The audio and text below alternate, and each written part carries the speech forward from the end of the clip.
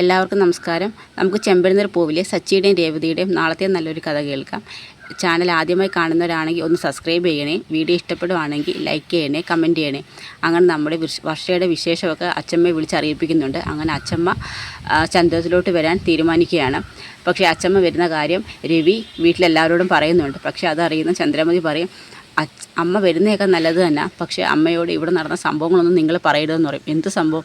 അത് ശ്രുതിയെ ഞാൻ ഇവിടുന്ന് പുറത്താക്കിയ കാര്യമൊന്നും അമ്മ വരുമ്പോൾ അമ്മയോട് പറയലെന്ന് പറയും. അതിപ്പം ഞാൻ പറഞ്ഞില്ലെങ്കിലും അമ്മ ഇവിടെ വന്ന് ശ്രുതിയെ അന്വേഷിക്കുമ്പം അത് മനസ്സിലാവത്തില്ലേ? അവളിവിടെ ഇന്ന് പോയ കാര്യം ആരും പറയണ്ട. അമ്മ എന്തെങ്കിലും ചോദിക്കുകയാണെന്നുണ്ടെങ്കിൽ അതിനുള്ള മറുപടി ഞാൻ പറഞ്ഞോളാം എന്ന് പറഞ്ഞ് ചന്ദ്രമതി എല്ലാവരെയും ഇതും പറയുന്നുണ്ട്.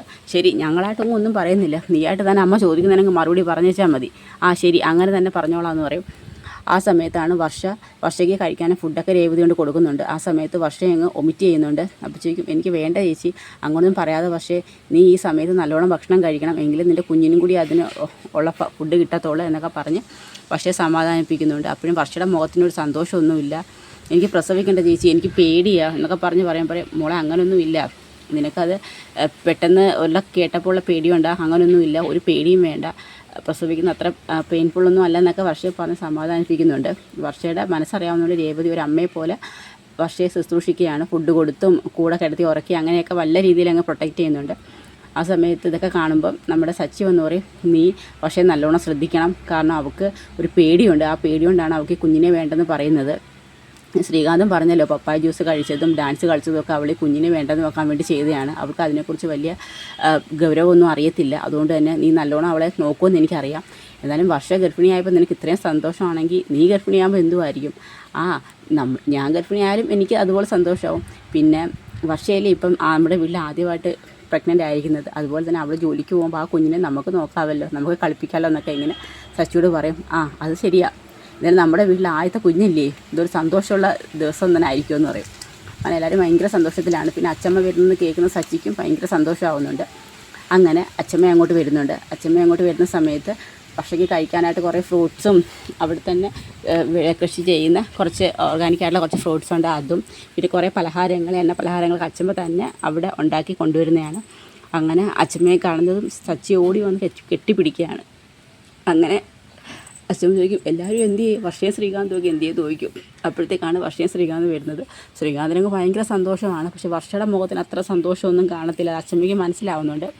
എന്തു പറ്റി മോളെ, മുഖത്തിനൊരു ക്ഷീണം പോലെ, അത് രാവിലെ തൊട്ടങ്ങ് വൊമിറ്റിംഗ് ആയിരുന്നു അച്ഛമ്മ. അതൊക്കെ ഈ സമയത്ത് ഉണ്ടാവും, അതൊന്നും സാരമില്ല. എന്ന് വെച്ചാൽ ആഹാരമൊന്നും കഴിക്കാതിരിക്കരുത് കേട്ടോ. ഞാൻ മോക്ക് വേണ്ടി എന്തൊക്കെയാണ് കൊണ്ടുവന്നിരിക്കുന്നത് നോക്കുന്നുണ്ട്. ഒരുപാട് സാധനങ്ങൾ വർഷയ്ക്ക് അങ്ങ് കണ്ണങ്ങ് നിറയാൻ ഒരുപാട് സാധനങ്ങൾ ഇങ്ങനെ കൊണ്ടുവരികയാണ്. ഓടി വന്ന് രണ്ടുപേരെയും കെട്ടിപ്പിടിക്കണം അച്ഛമ്മ. മോളിവിടെ ഇരുന്ന് ഈ സമയത്ത് ഇതുപോലെ എണ്ണ പലഹാരങ്ങളൊക്കെ കഴിക്കണമെന്ന് പറഞ്ഞുകൊണ്ട് അച്ചമ്മ ഉണ്ടാക്കി കുറച്ച് മുറുക്കൊക്കെ എടുത്ത് ശ്രീകാന്തിനും വർഷയ്ക്കോ കൊടുക്കുകയാണ്. ആ സമയത്ത് പറയും, മതി അച്ചമ്മ, അതൊന്നും പറഞ്ഞാൽ പറ്റത്തില്ല, ഇതെല്ലാം മോൾ കുറച്ചിരുന്ന് കഴിക്കണം, കടകളിൽ നിന്ന് മേടിക്കുന്ന കണക്കൊന്നുമല്ല, ഇതൊക്കെ അച്ചമ്മ തന്നെ ഉണ്ടാക്കിയതാണെന്ന് പറയും. ഞാൻ കഴിച്ചോളാം എന്നൊക്കെ പറയും. ആ സമയത്ത് എല്ലാവരും നോക്കുമ്പോൾ ശ്രുതിയെ കാണത്തില്ല. അല്ല, ശ്രുതി എവിടെ? അവളെ മാത്രം കണ്ടില്ലല്ലോ, അവളെവിടെ പോയി? അപ്പോഴത്തേക്ക് ആരും ഒന്നും മിണ്ടത്തില്ല. എന്താ ഇവിടെ എല്ലാവരും എന്താ ഇങ്ങനെ മിണ്ടാതെ നിൽക്കുന്നത്? അത് പിന്നെ ചന്ദ്രമതി പറയും, ശ്രുതി ഇവിടെ ഇല്ല, ശ്രുതി ഒരു വർക്കുമായിട്ട് സംബന്ധിച്ച് ദൂരെ പോയേക്കുവാന്ന്. ദൂരെയോ? അതെ, ബാംഗ്ലൂരോ ഹൈദരാബാദിൽ അവിടെ അങ്ങോട്ട് പോയേക്കുവാന്ന്. അത് നിനക്കൊരു ഉറപ്പില്ലാതാണ്, അവിടെ നിന്ന് ചിലപ്പം ദൂരോട്ടെങ്ങാനും പോകുമെന്ന് അവൾ പറഞ്ഞിരുന്നു എന്ന് പറയും. വർഷയുടെ വിശേഷം വിളിച്ച് പറഞ്ഞു അവളെടുത്ത്. ഇല്ല, അവളെന്നാ ഇവിടുന്ന് ഇന്നലെ പോയതാന്ന് പറയും. എന്നിട്ട് അവളെ വിളിച്ച് നിങ്ങളാരും പറഞ്ഞില്ലേ? അതിപ്പം പറയേണ്ട കാര്യമില്ലല്ലോ, വരുമ്പോൾ പറയാം. അത് പറഞ്ഞാൽ പറ്റത്തില്ല, അവൾ കുടുംബത്തിലെ ഒരു അംഗം തന്നെയല്ലേ, എന്തെങ്കിലും ഒരു നല്ല വിശേഷം ഉണ്ടപ്പം അവളെ വിളിച്ച് അറിയിക്കേണ്ടായോ എന്ന് ചോദിക്കും. നീ അവളെ വിളിച്ച് പറയാൻ പറയും. അത് വേണ്ട എന്ന് ചന്ദ്രമതി പറയും. അതെന്താ വേണ്ടാത്ത? നീ വിളിക്ക് സുധി എന്ന് പറയും. നിന്നോട് വേണ്ടെന്നല്ലേ പറഞ്ഞത്? നീ എന്താ ചന്ദ്ര ഇങ്ങനെ സംസാരിക്കുന്നത്? അത് അവളെ വിളിക്കണ്ടെന്ന് പറഞ്ഞ കാര്യം എന്താ ചന്ദ്ര? നിൻ്റെ അടുത്താണ് ചോദിക്കുന്നത്, അവളെവിടെ പോയി? സത്യം പറയാൻ പറയും. ശ്രുതി നിൻ്റെ അടുത്തും കൂടെ ചോദിക്കും, നിൻ്റെ ഭാര്യയെക്കുറിച്ചാണ് ഞാൻ ചോദിക്കുന്നത്, അവളെവിടെ പോയി, ശ്രുതി എവിടെയാണെന്ന് ചോദിക്കും. ഉടനെ രണ്ടുപേരും മിണ്ടത്തില്ല. ഉടനെ പറയും, ഇവിടെ എന്തൊക്കെയാണ് നടക്കുന്നത്? വർഷ ഗർഭിണിയാന്നുള്ള സന്തോഷം നിങ്ങൾക്ക് എല്ലാവർക്കും ഉണ്ട്, പക്ഷേ അതുകൂടാതെ ശ്രുതിയെ സംബന്ധിക്കുന്ന എന്തോ ഒരു വിഷമുള്ള കാര്യം ഇവിടെ സംഭവിച്ചിട്ടുണ്ട്. നിങ്ങളെല്ലാവരും എന്നിൽ നിന്നും മറച്ചു വെക്കുമോ? എന്തോ കാര്യം? സത്യം പറയാൻ പറയും. അപ്പോഴത്തേക്ക് നമ്മുടെ സച്ചി പറയും, ഞാൻ പറയാം അച്ചമ്മയെന്ന് പറയും. ശ്രുതിയുടെ മലേഷ്യൻ ഇളയച്ചൻ എന്ന് പറഞ്ഞ് നമ്മുടെ തറവാട്ട് വീട്ടിൽ വന്ന ആൾ അവളുടെ ഇളയച്ചനൊന്നും അല്ലെന്ന് പറയും. ഇളയച്ചനല്ലേ? അല്ല, അത് അവളുടെ ഇളയച്ചനൊന്നും അല്ല, അവൾ കള്ളം പറഞ്ഞതാ. അത് മലേഷ്യയിലുള്ള കോടീശ്വരനാണെന്ന് പറഞ്ഞ് നമ്മളെല്ലാവരെയും പറ്റിച്ചാണ് അച്ഛമ്മേ. അയാളൊരു ഇറച്ചിവെട്ടുകാരനാണെന്ന് പറയും. ഇറച്ചിവെട്ടുകാരനോ? അതെ, അയാളിവിടെ മേലുകാവ് ജംഗ്ഷനിൽ ഇറച്ചിക്കട നടത്തുന്ന ഒരു ഇറച്ചിവെട്ടുകാരനാണ്. അയാളെയാണ് നമ്മളുടെ വീട്ടിൽ കൊണ്ടുവന്നിട്ട് ഇളയച്ചനാന്ന് പറഞ്ഞ് പരിചയപ്പെടുത്തിയത്. അപ്പോൾ അവളുടെ അച്ഛൻ മലേഷ്യയിൽ ജയിലിൽ കിടന്ന് മരിച്ചുപോയെന്ന് പറഞ്ഞു. അതുമൊക്കെ കള്ളമായിരുന്നു. അവളാണ് ഈ കള്ളത്തരങ്ങളെല്ലാം പറഞ്ഞത്. എന്നിട്ട് അവൾ പറഞ്ഞു അവളുടെ അച്ഛൻ മലേഷ്യയിൽ കിടന്ന് മരിച്ചു പോയെന്ന് ഇളയച്ചനെ കൊണ്ട് പറയിപ്പിക്കാനായിട്ട് അയാൾ ഇവിടെ വന്നത്. അത് നമ്മുടെ അശോകം അങ്കിളിൻ്റെ മകളുടെ കല്യാണത്തിനാണ് ഞങ്ങൾ അറിയുന്നത് അയാൾ ഒരു ഇറച്ചിക്കട നടത്തുക എന്നുള്ള കാര്യം. അത് ഫെബിൻ്റെ അമ്മാവനായിരുന്നു ഈ പറയുന്ന ജയപ്രകാശ് എന്ന് പറയുന്ന ബീരാനെന്ന് പറയും. എന്തൊക്കെയാണ് ഞാൻ ഈ കേൾക്കുന്നത്? കേട്ടില്ലേ അമ്മേ? അത്രയും കള്ളം കാണിച്ച് അവളെ പിന്നെ ഞാൻ എന്ത് ചെയ്യണം? പൂവിട്ട് പൂജിക്കണമെന്ന് ചോദിക്കും. എന്നിട്ട് അവളെ അമ്മ അവിടുന്ന് അടിച്ച് പുറത്താക്കിയെന്ന് പറയും. അടിച്ച് പുറത്താക്കാനോ? നീ എന്തൊക്കെയാണ് ചന്ദ്ര ഈ കാണിച്ചു കൂട്ടുക? നിനക്ക് വല്ല ബോധമുണ്ട്? പിന്നെ ഞാൻ എന്താ അമ്മ ചെയ്യേണ്ടത്? വലിയ കോടീശ്വരിയാണ്, പണക്കാരിയാന്ന് പറഞ്ഞ് ഈ വീട്ടിൽ കയറി വന്നിട്ട് ഒരു പിച്ചക്കാരിയാന്ന് പറയുമ്പോൾ പിന്നെ ഞാൻ അവളെ പിന്നെ ഈ വീട്ടിൽ നിലനിർത്തണമെന്ന് ചോദിക്കും. ചന്ദ്രേ, നീ ഒന്ന് നിർത്തുന്നുണ്ടോ? നീ അടിച്ചിറക്കി കളയാൻ അവൾ ഇവിടുത്തെ വീട്ടുവേലക്കാരിയൊന്നുമല്ല, നിൻ്റെ മൂത്ത മരുമകളാണ്, നിൻ്റെ മകൻ്റെ ഭാര്യ. അങ്ങനെ ഇങ്ങനെയൊന്നും അവളെ ഈ വീട്ടിൽ നിന്ന് പുറത്താക്കാൻ പറ്റത്തില്ല. അവൾ കോടീശ്വരിയാന്ന് പറഞ്ഞ് കള്ളം പറഞ്ഞതിൻ്റെ പിന്നിലുള്ള കാര്യം നീ അന്വേഷിച്ചോ? അതൊന്നും അന്വേഷിക്കേണ്ട കാര്യം എനിക്കില്ലെന്ന്. നീ അന്വേഷിക്കത്തില്ല. അവളങ്ങനെ ചെയ്യാൻ കാരണം നീയും നിൻ്റെ മകനുമാണെന്ന് പറയും. നിനക്ക് കോടീശ്വരിയായ മരുമോളെ വേണം. അത് മനസ്സിലാക്കി അവൾ അങ്ങോട്ട് കള്ളം പറഞ്ഞു. എന്താ, നീ നിൻ്റെ മകന് ഒരു കള്ളവും ചെയ്തിട്ടില്ലയോ? ഇത്രയൊക്കെ സംഭവം ഉണ്ടായിട്ടാണോ നിങ്ങളാരും എൻ്റെ അടുത്ത് ഈ വീട്ടിൽ നിന്ന് ഇതെല്ലാം നിങ്ങൾ മറച്ചു വെച്ചെന്ന് നോക്കും. എൻ്റെ അടുത്ത് നിങ്ങൾ ഈ വിവരങ്ങളെല്ലാം എന്തിനാണ് മറച്ചു വെച്ചെന്ന് നോക്കും. അത് അച്ഛമ്മ അത് ഞങ്ങൾ പറയാനിരുന്നതാണ്. ആ സമയത്ത് അമ്മ പറഞ്ഞു അച്ഛമ്മ ഇങ്ങോട്ട് വരുന്നത് കൊണ്ട് തന്നെ ഈ കാര്യങ്ങളെങ്ങാനും ഞങ്ങൾ പറഞ്ഞു കഴിഞ്ഞാൽ അമ്മ ഈ വീട്ടിൽ നിന്ന് പോകുമെന്ന് പറയും. ഓഹോ, അപ്പം നീ എൻ്റെ മകനെ ഭീഷണിപ്പെടുത്താനുള്ള സാമർത്ഥ്യം നിനക്കായോ ചന്ദ്രൻ നോക്കും. നീ നിൻ്റെ മകനും ഒരു തെറ്റും ചെയ്തിട്ടില്ലയോ? എൻ്റെ മകൻ കഷ്ടപ്പെട്ടുണ്ടാക്കിയ ഇത്രയും നാൾ ജോലി ചെയ്ത് കഷ്ടപ്പെട്ടുണ്ടാക്കിയ കാശ് 50 ലക്ഷം രൂപ അവന് കിട്ടിയപ്പോൾ ആ പൈസ നീ നിൻ്റെ മകന് കൊടുത്തു. എന്നിട്ട് ആ പൈസയും കൊണ്ട് അവൻ ഇവിടുന്ന് പോയില്ലേ, മറ്റേതോ ഒരു പെണ്ണിന് കൊണ്ട് കൊടുത്തു. എന്നിട്ട് ആ പൈസ തിരിച്ച് കിട്ടിയപ്പോൾ അത് എൻ്റെ മകനെ ഏൽപ്പിച്ചോ? നിനക്ക് നിൻ്റെ മകനും എന്ത് കള്ളം വേണമെങ്കിലും കാണിക്കാം. നിലനിൽക്കാൻ വേണ്ടി അവളൊരു കള്ളം പറഞ്ഞപ്പോൾ നിനക്കത് സഹിച്ചില്ല. നീ അവളെ വീട്ടിൽ നിന്ന് പുറത്താക്കി. നീ എന്തൊക്കെ ന്യായീകരണം പറഞ്ഞാലും ചന്ദ്രൻ നിൻ്റെ ഭാഗത്ത് നല്ല തെറ്റുണ്ട്. ശ്രുതി ചെയ്തത് ശരിയാണെന്ന് ഒരിക്കലും ഞാൻ പറയുന്നില്ല. എങ്കിലും അവൾ എന്തിനു വേണ്ടിയാണ് ഈ ഒരു കള്ളം ചെയ്തതെന്നുള്ള കാര്യം നീ അന്വേഷിക്കണമായിരുന്നു. അന്വേഷിച്ചതിന് ശേഷം വേണ്ടിയായിരുന്നു നീ അവളെ ഈ വീട്ടിൽ നിന്ന് പറഞ്ഞയക്കാൻ. നീ ചെയ്തത് തെറ്റാണ് ചന്ദ്രയെന്ന് പിന്നെയും തന്നെ ചന്ദ്രമതി പറയുന്നുണ്ട്. നീ ശ്രുതിയെ വിളിക്കാൻ പറയും. ഉടനെ ചന്ദ്രമതി ഇങ്ങനെ നോക്കുന്നുണ്ട്. എടാ, നിൻ്റെ അടുത്ത് ഞാനാ പറഞ്ഞത് ശ്രുതിയെ വിളിക്ക്. അത് പിന്നെ അമ്മയൊന്നും പറയത്തില്ല, നീ അവളെ വിളിക്കാൻ പറയും. അങ്ങനെ ചന്ദ്രമതിക്ക് പിന്നെ അവിടെ റോളൊന്നുമില്ല. അവൾ പിന്നെ ഫോൺ വിളിക്കണം. അങ്ങനെ ഫോൺ എടുത്ത് വിളിക്കുന്നുണ്ട്. ആ സമയത്ത് നമ്മുടെ നീരയുടെ വീട്ടിലാണ് ശ്രുതി ഉള്ളത്. അവളിപ്പോൾ എവിടെ ഉണ്ട് എന്ന് അച്ഛമ്മ ചോദിക്കും. എനിക്കറിയത്തില്ല. നിനക്കറിയത്തില്ലയോ? നിൻ്റെ ഭാര്യയില്ലയോ ശ്രുതി? അവൾ എവിടെ പോകും നിനക്കറിയത്തില്ലേ? ഈ വീട്ടിൽ നിന്ന് അവളെ അടിച്ചിറക്കി വിട്ട് അവൾ എവിടെ പോയി? അവൾ ജീവനോടുണ്ടോ? അവൾ എന്തെങ്കിലും അപകടത്തിൽ ചെന്ന് ചാടിയോ എന്നൊന്നും നിനക്ക് അന്വേഷിക്കാനുള്ള ഒരു ബാധ്യത നിനക്കില്ലേ? നിൻ്റെ കൂടെ 1.5 വർഷം അവൾ ഭാര്യയായിട്ട് ജീവിച്ചില്ലേ എന്നൊക്കെ ചോദിക്കും.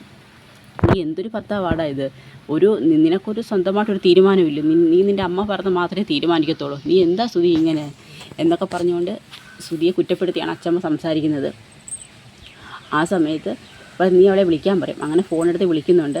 ആ സമയത്ത് ഫോൺ കോൾ ചെയ്യുന്ന സമയത്ത് ശ്രുതി എടുക്കത്തില്ല. അപ്പോൾ മീര പറയും, ശ്രുതി നിൻ്റെ കോളല്ലേ ബെല്ലടിക്കുന്നത്, ശ്രുതിയാണെന്ന് ഒന്ന് വിളിക്കുന്നത്, നീ എടുക്കാൻ പറയും. നീ കുറച്ച് മുമ്പ് പറഞ്ഞത് ശ്രുതി ഒന്നും വിളിക്കുന്നില്ലല്ലോ എന്ന് കരുതി എന്ന് ഞാൻ പറഞ്ഞു. പക്ഷേ നമ്മൾ പെട്ടെന്ന് ഫോൺ എടുത്ത് കഴിഞ്ഞാൽ ശരിയാവത്തില്ല. നമ്മൾ ശ്രുതിയുടെ ഫോണിന് വേണ്ടി വെയിറ്റ് ചെയ്തിരിക്കുകയെന്ന് കരുതും. കുറച്ച് തവണ വിളിക്കട്ടെ, അതിനുശേഷം എടുക്കാമെന്ന് പറയും. അച്ഛമ്മ അവൾ ഫോൺ എടുക്കുന്നില്ല. അവൾ എവിടെയാണെന്ന് നിനക്കറിയാവോ എന്ന് ചോദിക്കും. അത് അവളെ എവിടെ പോകാനാണ്? അവളുടെ കൂട്ടുകാരി മീരയുടെ വീട്ടിൽ കാണുമെന്ന് പറയും. നിനക്കെന്താ ഉറപ്പ്? അവൾക്ക് വേറെ ആരും ഇവിടെ ബന്ധുക്കളൊന്നുമില്ല, അവൾ അവിടെ തന്നെ കാണുമെന്ന് ഇങ്ങനെ ശ്രുതി ഒരു ഒഴുക്കം മട്ടി പറയും. പിന്നെയും വിളിച്ചിട്ട് ഫോൺ എടുക്കുന്നില്ല അച്ഛമ്മയെന്ന് പറയും. ശരി, ഒരു കാര്യം എനിക്ക് നീ എൻ്റെ ഫോണിൽ നിന്ന് വിളിക്കാൻ പറയും. അത് അച്ഛമ്മ എൻ്റെ ഫോണിൽ നിന്ന് വിളിച്ചിട്ട് അവൾ ഫോൺ എടുക്കുന്നില്ല, ഈ നമ്പർ മാറി വിളിച്ചാൽ അവൾ എടുക്കുമോ എന്ന് പറയും. എന്തായാലും നീ വിളിക്കാൻ പറയും. അങ്ങനെ അച്ഛമ്മയുടെ നമ്പർ ശ്രുതിയുടെ കൈ കിടപ്പുണ്ട്. അങ്ങനെ കോള് കാണുമ്പോഴത്തേക്ക് ശ്രുതി ഫോൺ എടുക്കുന്നുണ്ട്. അതിനു മുമ്പ് ഹലോ, ശ്രുതി, ഞാൻ ശ്രുതിയാണെന്ന് പറയും. എന്താ ശ്രുതി, നീ വീട്ടിലോട്ടൊന്ന് വരണമെന്ന് പറയും. എന്താ കാര്യം? അത് അച്ഛമ്മയോടെ വന്നിട്ടുണ്ട്, നിന്നോട് സംസാരിക്കണമെന്ന് പറഞ്ഞ്. അപ്പം അച്ഛമ്മയ്ക്ക് വേണ്ടി എന്നെ വിളിക്കുന്നേലി, അല്ല ശ്രുതിക്ക് ഇഷ്ടമുണ്ടായിട്ടല്ല. നീ അങ്ങോട്ട് വരണം, അച്ഛമ്മയ്ക്ക് നിന്നെ കണ്ട് സംസാരിക്കണമെന്ന് പറഞ്ഞ്. ശ്രുതി, എനിക്കൊരു കാര്യം പറയാനുണ്ട്, എനിക്ക് ചില നിബന്ധനകളൊക്കെ ഉണ്ടെന്ന് പറയും. എന്ത് നിബന്ധന? ഞാൻ അങ്ങോട്ട് വരും, പക്ഷേ ശ്രുതിയുടെ അമ്മ എന്നെ വഴക്ക് പറയാനോ തല്ലാനോ ഒന്നും പാടില്ല. ശ്രുതിക്ക് എന്നെ വഴക്ക് പറയാം, ചിലപ്പോൾ ശിക്ഷിക്കാം, പക്ഷേ ശ്രുതിയുടെ അമ്മയ്ക്ക് അതിനുള്ള അധികാരമൊന്നുമില്ല. അങ്ങനെ ഉണ്ടെങ്കിൽ മാത്രമേ ഞാൻ അങ്ങോട്ട് വരത്തുള്ളൂ എന്ന് പറയും. എന്ന് പറഞ്ഞ് ഇങ്ങനെ ശ്രുതി ഫോണും കട്ട് ചെയ്യുന്നുണ്ട്. ആ സമയത്ത് പറയും, എന്തു പറഞ്ഞു? അത് അവൾ വരാമെന്ന് പറഞ്ഞെന്ന് പറയും. പക്ഷേ അവൾക്കൊരു നിബന്ധനയുണ്ട്. അച്ഛമ്മ അവളെ വിളിച്ചുകൊണ്ട് മാത്രം അവൾ വരുന്നത്. പക്ഷേ അമ്മ അവളെ തല്ലാനും വഴക്ക് പറയാനൊന്നും പാടില്ലെന്ന്. അപ്പോഴത്തേക്ക് ചന്ദ്രമതി പറയും അവളിങ്ങോട്ട് വരട്ടെ, ബാക്കി ഞാൻ അപ്പം കാണിച്ചു കൊടുക്കാം എന്നിങ്ങനെ ചന്ദ്രമതി ദേഷ്യത്തിൽ ഇങ്ങനെ പറയുകയാണ്. ആ സമയത്ത് നമ്മുടെ അച്ഛമ്മ പറയും ഇപ്പോഴത്തെ കുട്ടികളുടെ ഓരോ സ്വഭാവമേ, സ്നേഹമാണെങ്കിൽ നല്ല സ്നേഹം, ദേഷ്യമാണെങ്കിൽ വിളിച്ച് അവർ ഫോൺ കൊടുക്കത്തില്ല, ദേഷ്യം ഉണ്ടെന്ന് അവരിങ്ങനെ കാണിക്കുന്ന ടൈപ്പാണ്.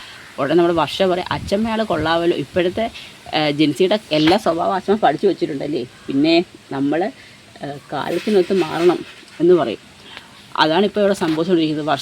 വർഷ ഇപ്പോൾ പറഞ്ഞതുപോലെ തന്നെ എന്തുകൊണ്ടാണ് ശ്രുതി ഇങ്ങനെ ഒരു തെറ്റ് ചെയ്തതെന്നുള്ള കാര്യം അവൾക്ക് നമ്മൾ ചോദിച്ച് മനസ്സിലാക്കണമായിരുന്നു. ഏത് സാഹചര്യത്തിലാണ് അവൾ നിന്നതെന്ന് നമ്മൾ ചോദിക്കണമായിരുന്നു. ഇതൊന്നും ചോദിക്കാതെ അവളെ കേട്ട പാതി കേൾക്കാത്ത പാതി അവളെ വീട്ടിൽ നിന്ന് അടിച്ചിറക്കിയല്ല ചെയ്യേണ്ടത് എന്നൊക്കെ പറഞ്ഞ് ചന്ദ്രയെ കുറ്റപ്പെടുത്തുന്നുണ്ട്. എന്തായാലും ചന്ദ്രേ, അവളിങ്ങോട്ട് വരുന്നുണ്ട്. ആ സമയത്ത് നീയായിട്ട് ഇനി ഒന്നും സംസാരിക്കാൻ നിൽക്കരുത്. അവളിവിടെ വരട്ടെ. അവളിവിടെ വരുമ്പോൾ ഞാൻ അവളോട് കാര്യങ്ങൾ ചോദിച്ച് മനസ്സിലാക്കുന്നുണ്ട്. അതിനുശേഷം നമുക്ക് എന്ത് വേണമെന്ന് തീരുമാനിക്കാം. നിനക്ക് ശ്രുതി ഉപേക്ഷിക്കണമെന്ന് വലിയ ആഗ്രഹമൊന്നും ഇല്ലല്ലോ? ഇല്ല എന്ന് പറയും. ശരി, എന്തായാലും അവൾ വരട്ടെ എന്ന് പറഞ്ഞുകൊണ്ട് അവരെല്ലാവരും ഇങ്ങനെ ശ്രുതി വരുന്നതിന് വേണ്ടി ഇങ്ങനെ വെയിറ്റ് ചെയ്തിരിക്കുകയാണ്. അപ്പോൾ അതൊക്കെയാണ് നമ്മൾ കാണാൻ പോകുന്നത്. അപ്പോൾ വീഡിയോ ഇഷ്ടമായ ഒന്ന് സപ്പോർട്ട് ചെയ്യണേ.